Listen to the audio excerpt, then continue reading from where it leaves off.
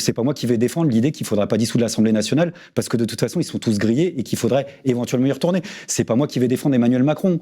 Mais quel est le problème? C'est qu'on a une gauche face à cette crise globale, je parle de ce camp-là en particulier, avec une qui a les yeux braqués sur Matignon et l'autre qui a les yeux braqués sur l'Élysée.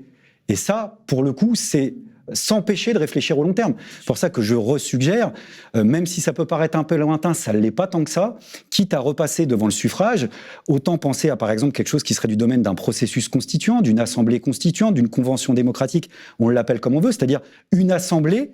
Et là, il y a des discussions à gauche parce que tout le monde ne met pas la même chose derrière. Et c'est pas grave qu'on ne mette pas la même chose derrière, si tant est qu'on est capable d'en discuter.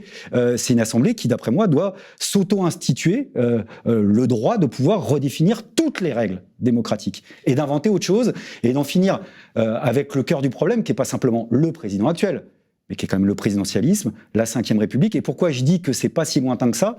Pour les raisons qu'on évoquait tout à l'heure, c'est-à-dire que ça fait plus l'affaire non plus à droite.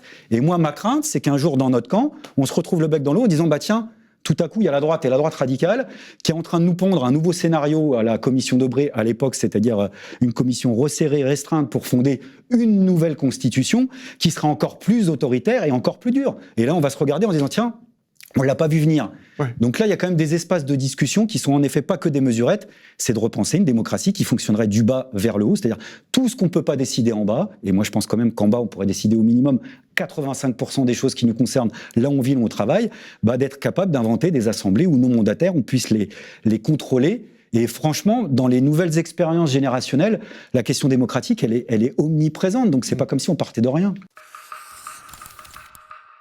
Mediapart.